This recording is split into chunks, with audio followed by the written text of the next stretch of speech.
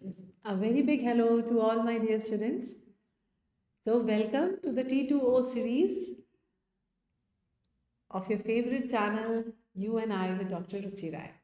So, ये English version है और डिस्कशन शुरू करने से पहले आज हम लोग थॉट फॉर द डे से शुरू कर रहे हैं.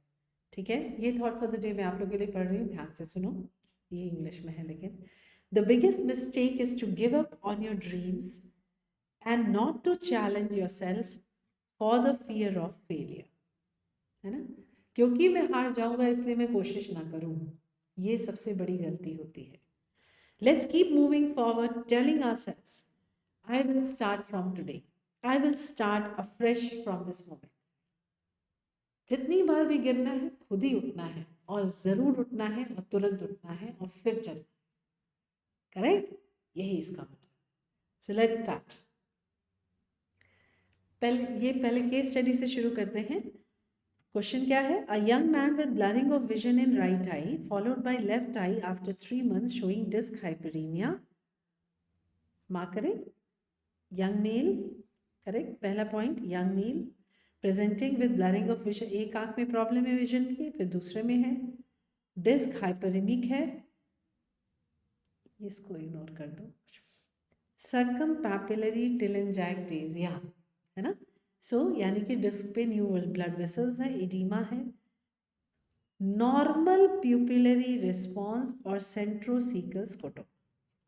सबको पता है सेंट्रोसीकल मतलब सेंट्रल स्कोटोमा, वो स्कोटोमा जो मैक्यूला और डिस्क दोनों को इन्वॉल्व करे.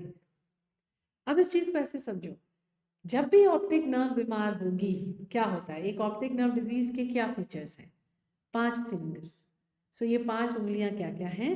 अगर हम ऑप्टिक नर्व डिजीज की बात करें तो हमें जो 5 फीचर्स याद रखने हैं वो है विजन कम हो जाएगी, डिक्रीज विजुअल एक्विटी, ठीक है, फील्ड इफेक्ट मिलेंगे, जनरली सेंट्रल स्कोटोमास मिलते हैं तो विजुअल फील्ड इफेक्ट. सेंट्रोसीकल भी एक तरह का सेंट्रल स्कोटोमा ही है. सो विजुअल फील्ड इफेक्ट, ये सेकेंड फीचर हो गया. ठीक है, ज़्यादातर हमें सेंट्रल स्कोटोमा मिलता है या सेंट्रोसीकल मिलता है या ऑल्टीट्यूडनल डिफेक्ट्स मिलते हैं. उसके बाद तीसरा हमें क्या मिलता है? एफरेंट प्यूपिलरी डिफेक्ट, जब प्यूपिलरी रिएक्शन नॉर्मल नहीं है, कुछ परेशानी है, उसको डिफेक्ट बुलाएंगे, है ना. ये तो अपने आप में एक अलग टॉपिक हो जाता है, बट शुभ आपको याद क्या रखना है? Pupillary reaction is not normal और एफरेंट प्यूपिलरी डिफेक्ट. सबको ये बात याद रखनी चाहिए कि this is the first sign of optic nerve disease. ये एग्जाम का सवाल है कि ऑप्टिक नर्व डिजीज का फर्स्ट साइन ही यही होता है, एंड वो है एफरेंट प्यूपिलरी डिफेक्ट. कलर कम दिखाई देगा जिस आंख में परेशानी है compare to the other eye. ठीक है, अगर हम एक रेड कलर देख रहे हैं तो लाल रंग उसमें ज़्यादा लाल दिख रहा है, एक में कम दिख रहा है. सो ये कलर डिफेक्ट को, डिक्रीज जो कलर हो जाता है उसको हम क्या बुलाते हैं? डिस्क्रोमेटोप्सिया. ठीक है, उसके बाद और क्या फीचर मिलता है? Decreased brightness. ठीक है, डिक्रीज्ड ब्राइटनेस. ये हो गए हमारे फीचर्स ऑप्टिक. अब यहाँ पे इस पेशेंट में क्या मिल रहा है? हमें जो ऑप्टिक नर्व डिजीज के कुछ फीचर्स मिल रहे हैं, सेंट्रोसीकल स्कोटोमा मिल रहा है, डिक्रीज विजन मिल रहे हैं, बट कैच पॉइंट क्या है? Pupillary reaction not. किस कंडीशन में ऐसा होता है? Leber's hereditary optic neuropathy. तो हमारा आंसर क्या हो गया? Leber's hereditary optic neuropathy. So ये कंडीशन प्लीज रिमेंबर, ये सारे फीचर्स यहाँ दिए हुए हैं. टेलेंजैक्टेसिया आपको इस क्लिनिकल स्लाइड में दिख रहा है. ये जो ऑप्टिक डिस्क के अराउंड डायलेटेड कैपिलरीज को बुलाते हैं टेलेंजैक्टेटिक कैपिलरी. और धीरे धीरे कैसे ये आप देख रहे हो एट्रोफी हो रही है, ये डिस्क पेल होती जा रही है. जब क्रॉनिक आपकी ऑप्टिक डिजीज जो क्रॉनिकली चलेगी तो it will lead to optic atrophy, है ना. और लेबर्स हेरिडिटरी ऑप्टिक न्यूरोपैथी कौन सी ऑप्टिक एट्रोफी है? वैसे ये एकदम से सवाल याद आ गया. It is a primary optic atrophy. Revise कर लीजिएगा, एकदम दूसरा टॉपिक हो जाएगा. Primary, secondary, consecutive, glaucomatous. तो ये कौन सी है? प्राइमरी. क्या होता है प्राइमरी ऑप्टिक एट्रोफी में? अगर आपको लेक्चर में याद हो, चौकी वाइट इन कलर और क्लियर डिस्क मार्जिन, ये हो गया आपका प्राइमरी ऑप्टिक एट्रोफी. ठीक है, तो ये कुछ पॉइंट्स हो गए, इसीलिए हम इसमें आंसर क्या करेंगे? हेरिडिटरी. टिपिकल ऑप्टिक न्यूराइटिस होता तो आपका एफरेंट प्यूपिलरी डिफेक्ट पहले आता, तो ये रॉन्ग हो गया. एक्यूट पैपिलोएडिमा एकदम दूसरी कहानी हो गई, उसमें एडिमा होता है डिस्क के अराउंड. ऑप्टिक नर्व डिजीज वो है ही नहीं. है ना, उसमें तो प्यूपिलरी रिएक्शंस नॉर्मल मिलते हैं पैपिलोएडिमा के स्टेज पे, तो ये भी गलत हो गया। टॉक्सिक ऑप्टिक न्यूरोपैथी क्या चीज़ है आपको पता होना चाहिए, उसमें आपको ड्रग्स की वजह से ऑप्टिक न्यूराइटिस हो रही है ना, जिसको हम टॉक्सिक एम्ब्लायोपिया बुलाते हैं। क्या क्या ड्रग्स हो सकती हैं ये तो याद है ना, हाँ सबसे इंपॉर्टेंट टोबैको है ना, फिर उसके अलावा chloroquine, ethyl alcohol, methyl alcohol, ethambutol, तो ये लिस्ट पता होनी चाहिए। चलिए ये थी हमारे पहले क्वेश्चन, ये था पहला क्वेश्चन और ये सब पॉइंट्स आपको याद रखने हैं। अब आते हैं दूसरे सवाल पे, दूसरा केस स्टडी का। दूसरे केस स्टडी में क्या है, 19 ईयर ओल्ड गर्ल, ठीक है, यंग फीमेल हो गई, repeat has a previous history of repeated pain over the medial canthus and chronic use of nasal decongestant, ये इंपॉर्टेंट बात है, presented with abrupt fever and chills and rigor, diplopia on lateral gaze, moderate proptosis and chemosis, बताइए, और optic disc भी congested है, बताइए क्या diagnosis. अब कॉमन सेंस कुछ सोचो, ये जितनी भी हिस्ट्री है ये किस चीज़ के अराउंड इंडिकेट करती है कि मेरी इसको कुछ साइनोसाइटिस, कुछ नेजल प्रॉब्लम है, नेजल डिस्कंजेस्टेंट चल रहा है, डिकंजेस्टेंट चल रहा है। तो सबको पता है ना कि क्रॉनिक साइनोसाइटिस से ऑर्बिटल सेलुलाइटिस हो सकती है, और ऑर्बिटल सेलुलाइटिस फाइनली वो इन्फेक्शन ट्रैवल कर सकता है कैवर्नस साइनस में, और कैवर्नस साइनस थ्रोम्बोसिस हो सकती है। अब सवाल ये उठता है हम कौन सा आंसर मार्क करेंगे। ऑर्बिटल सेलुलाइटिस में भी आपको वैसे ही प्रोप्टोसिस मिल सकती है, तो कीमोसिस मिलती ही मिलती है, तो क्या ये ऑर्बिटल सेलुलाइटिस है या ये कैवर्नस साइनस थ्रोम्बोसिस है। चलो सबसे पहले एक बार अपने एनाटॉमी रिवाइज करो। कैवर्नस साइनस ये दोनों हो गए ब्लू कलर में, इसके बीच जो रेड है क्या है, ये इंटरनल कैरोटिड आर्टरी है दोनों, इसके बगल में नर्व्स पे आते हैं। वेरी इंपॉर्टेंट, बहुत आसान है याद करना, 3 4 5 जो है अलोंग द वॉल्स दिख रही हैं, और जो आपके इंटरनल कैरोटिड के बगल में नर्व जाती है जो कि उसके बॉडी के थ्रू जा रही है, वो कौन सी है, sixth. So first sign cavernous sinus thrombosis का क्या होता है, क्या पढ़ा था हमने, सिक्स्थ नर्व पैल्सी, ठीक है। Sixth nerve palsy, sixth nerve जाएगी, सिक्स्थ नर्व किसको सप्लाई करती है, लैटरल रेक्टस, तो डिफेक्टिव एब्डक्शन, ये चीज हिस्ट्री में दी हुई है। डिप्लोपिया और लैटरल गेज, मतलब कि जब धीरे धीरे कैवर्नस साइनस इन्वॉल्व होगा, मेरे पास कोई पेशेंट आया ऑर्बिटल सेलुलाइटिस का, मुझे चेक करना है कैवर्नस साइनस तो नहीं इन्वॉल्व है, क्योंकि मुझे उसको प्रोग्नोस्टिकेट करना है, बताना है आगे उसके चांसेस क्या है रिकवरी के। तो आप क्या करोगे, आप उसका एब्डक्शन ऑफ द अदर आई देखते हो, प्रोप्टोस्ड आई नहीं देखोगे, क्योंकि बहुत सारा डिफेक्टिव एब्डक्शन तो प्रोप्टोसिस की वजह से हो सकता है।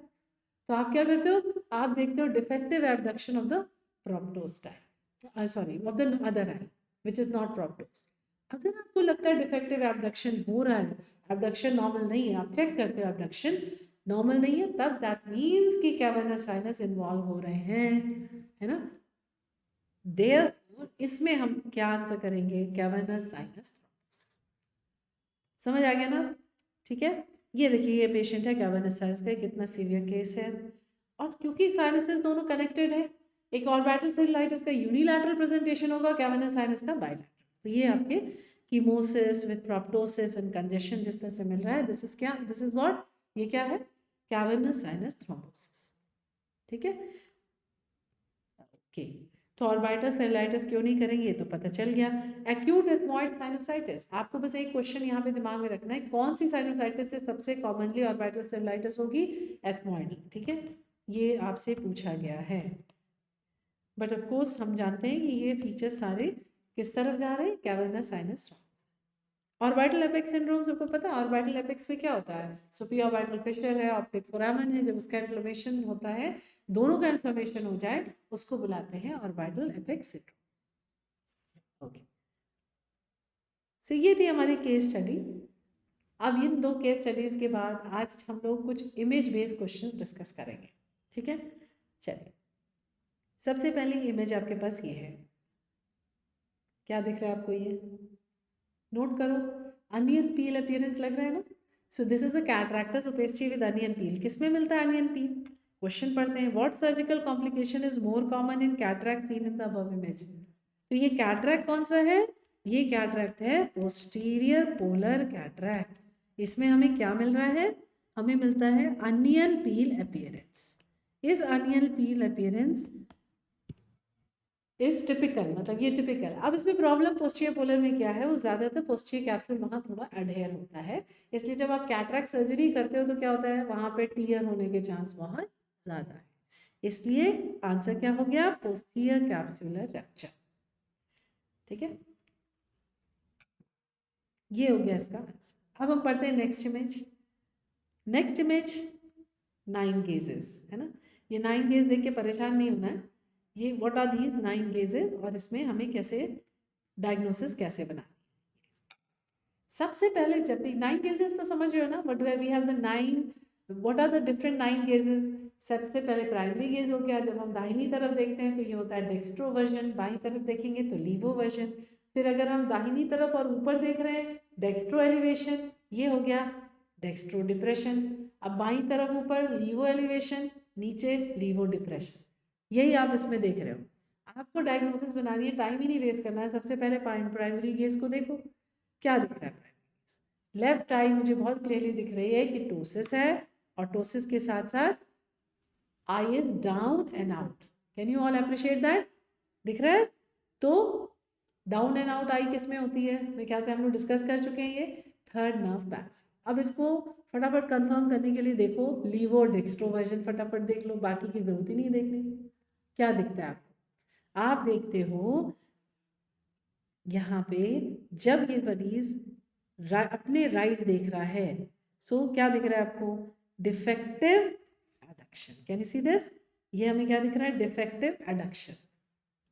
Third nerve is medial lecture supplied by third nerve. लेकिन अब जब एबडक्शन देखते हैं तो वो नॉर्मल है ना, एबडक्शन इसका नॉर्मल है, इसलिए आंसर क्या हो गया, थर्ड नर्व पैल्सी।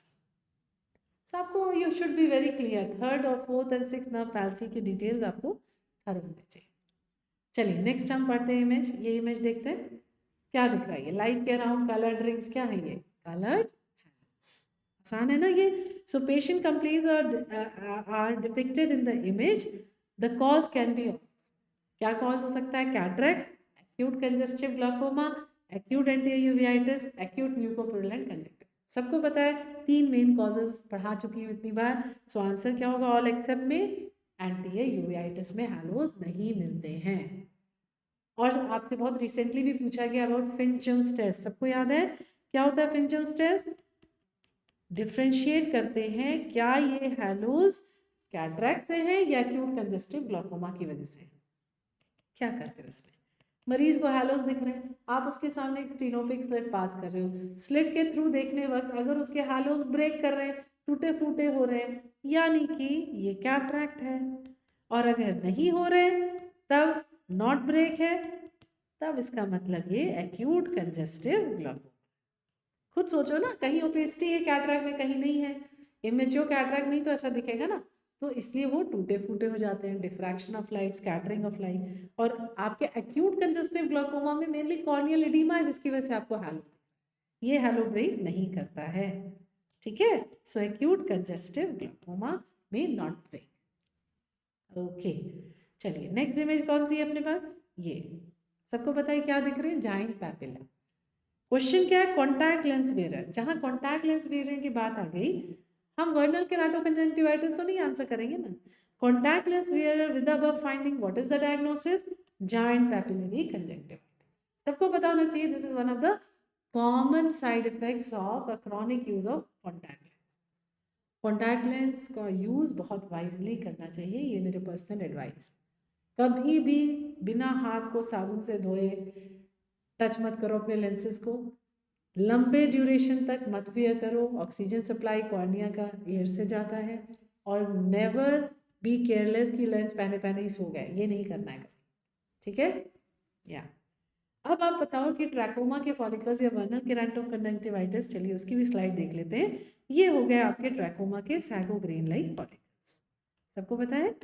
और अब आ जाओ दूसरी चीज, ये क्या दिख रहा है, giant papilla with pseudo membrane, है ना, इसी को हम लोग ने वीकेसी में बुलाया था। ये जो सूडो मेम्ब्रेन इसके ऊपर जमा हो जाती है, इसको बुलाते हैं मैक्सवेल लॉरेंस साइन ऑफ वर्नल केराटोकंजंक्टिवाइटिस। ठीक है, इसका मिसनोमर है स्प्रिंग कैटार, स्प्रिंग में नहीं, ज़्यादातर ही समझ में होता है।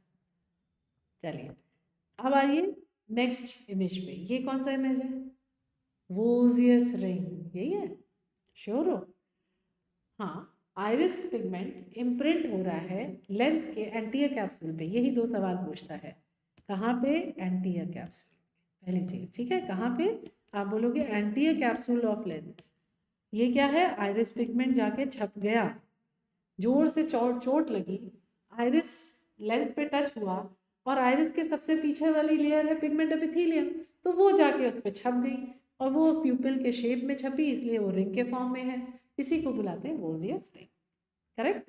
तो ये दो सवाल आपके यहाँ सॉल्व हो गए। ये हो गए आपकी वोजियस रिंग। तो ये ले, अब कुछ और रिंग्स की फोटो देखें जो आपके ऑप्शन में है। ये कौन सी रिंग हो गई? केसर फ्लेशर रिंग। पढ़ा हुआ है हमने केसर फ्लेशर रिंग, विल्सन्स डिजीज में मिलता है, कॉपर डिपोजिशन होता है डेस्मिथ्स मेम्ब्रेन पे। अच्छा, ये क्या है?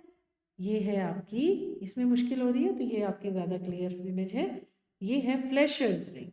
क्या पढ़ा है फ्लेशर्स रिंग के बारे में? फ्लेशर्स रिंग हमें केराटोकोनस में मिलता है ना? केराटोकोनस में मिलता है। और आयरन डिपोजिशन कहाँ हो रही है? एपिथीलियम, ये मत भूलना, सारे आयरन डिपोजिशन एपिथेलियम में होते हैं, याद कर लो मेरे साथ। अच्छा, उसके बाद फिर आप आ जाओ, ये कौन सी रिंग है? मुझे एक अल्सर दिखाई दे रहा है जो कि ड्राई और रफ है, उस पर डेंड्रा ये सॉरी हाइफी भी है। सो ये क्या है? ये आपका फंगल अल्सर। और ये जो रिंग बन रही है ये हो गई वेस्ले इम्यून रिंग। सो वेस्ले इम्यून रिंग जो है आपको कुछ बैक्टीरियल या वायरल मिल सकते हैं, बट मेनली आपको फंगल के लिए आंसर करना है। So this is a case of keratomycosis और fungal keratitis with this immune ring. चलिए नेक्स्ट इमेज क्या है? ये नेक्स्ट इमेज है जहाँ ये इन्वेस्टिगेशन हो रहा है। क्या इन्वेस्टिगेशन है? सो इस बच्चे में आपने एक प्रिज्म बार सामने लगाया। सो ये स्केल दिख रहा है आपको, अलग अलग प्रिज्म्स हैं इसमें, है ना? ये एक स्ट्रेंथ, दूसरी स्ट्रेंथ, तीसरी स्ट्रेंथ, इस तरह से अलग अलग स्ट्रेंथ के प्रिज्म्स हैं। आप ये देख रहे हो, अब इस बच्चे में स्क्विंट है। कैसे पता स्क्विंट है? मान लीजिए हर्शबर्ग टेस्ट याद होना चाहिए आपको कि मेरे पास सामने एक मरीज है, मैंने टॉर्च लाइट शो की, अगर उस मेरी टॉर्च के रिफ्लेक्स दोनों सेंटर ऑफ प्यूपिल पे आ गए, मतलब आंख सीधी है। अब आप खुद सोचो, अगर आपकी आंख डेविएटेड है, आप मेरी आंख सोचो, अगर मेरी इधर राइट साइड ये डेविएटेड होगी और आपने टॉर्च लाइट शो की तो वो कहाँ जाएगी? अंदर की तरफ शो करेगी। अगर मेरी आंख अंदर की तरफ है तो अब ये टॉर्च लाइट कहाँ शो कर रही है? बाहर की तरफ। तो जितना 1 millimetre displacement is 7 degree of square. ये है हर्शबर्ग टेस्ट, बट ये रफ टेस्ट है ना, अंदाजिया हम समझते हैं कि कितना स्क्वायर है। 7 डिग्री का मतलब कितना हुआ? 15, around 14 to 15 prism dioptre, double होता है प्रिज्म डायप्टर्स। तो इस टेस्ट में हम क्या देख रहे हैं कि किस प्रिज्म डायप्टर पे दोनों लाइट रिफ्लेक्सेस, कॉर्निया का जो रिफ्लेक्शन है वो सेंटर पे है। इसलिए इस टेस्ट का क्या नाम है? क्रिम्स्कीज टेस्ट। ठीक है, तो आपको पता होना चाहिए हर्शबर्ग टेस्ट क्या है, क्रिम्स्की टेस्ट क्या है। मेडॉक्स रॉड, मेडॉक्स विंग कभी और लेटर वीडियोस में डिटेल में डिस्कस कर लूंगी। चलिए नेक्स्ट हम पढ़ते हैं। हमारी नेक्स्ट इमेज ये है, रीसेंट क्वेश्चन था ना आपके एग्जाम में। ये आपका, can you see even the hair, I can see, ये बाल निकलता हुआ दिख रहा है ना, ये डर्मोइड है ना? We all know this, choristoma dermoid. ये लिम्बल डर्मोइड है। कंफ्यूजन किससे था? लाइपोडर्माइड्स। ये है आपका लाइपोडर्माइड। आई थिंक एक रिकॉल क्वेश्चन में थोड़ा सा कंफ्यूजन था जिसमें हम लोग ने लाइपोडर्माइड बोला था, उसको करेक्ट कर लीजिएगा, इसीलिए ये क्वेश्चन को मैं दोबारा लेके आई। We will always say this is the lipodermoid, generally orbital होता है, वहाँ ऑर्बिट से निकलता है ना? वेर इस पोजीशन पे ज़्यादातर आपको डर्मोइड मिलेगा। ओके, उससे ज़्यादा डिटेल किसी ने नहीं पूछा, बस स्पॉट डायग्नोसिस पूछते हैं। चलिए, या अब एंड भी हम एक थॉट फॉर द डे से करते हैं। ये कुछ क्विक डिस्कशन था, कुछ questions, try to be thorough. जितना मैंने बताया ना, ये सारे टॉपिक्स आपके क्लियर होने चाहिए एकदम। अगर आपको इसके आगे पीछे नहीं आता है तो आपको वो रिवाइज करना है। ठीक है, चलिए अब ये ध्यान से, ये थॉट फॉर द डे भी मैं आपके लिए पढ़ रही हूँ। इसका देखते हैं क्या अर्थात क्या निकलता है। हाँ, तो अर्थात क्या बोलेंगे इसमें? Rather than comparing your every joy and sorrow to that of others. इसको ये मिला, मुझे ये नहीं मिला, मुझे ये मिला, उसको नहीं मिला। रादर देन कंपेयरिंग मतलब मत कंपेयर करिए। Aim to surpass, your limits in your current situation and realize your own potential. मतलब अपनी रेस अपने से करो, अपना बेस्ट वर्जन बनो, कंपेयर मत करो, छोड़ दो, एंड वन डे आप खुद अपना ट्रू पोटेंशियल मैनिफेस्ट करोगे ही करोगे. ठीक है? सो आज के लिए इतना ही. Thank you so much. All the best. Keep smiling. Thank you. You all are awesome.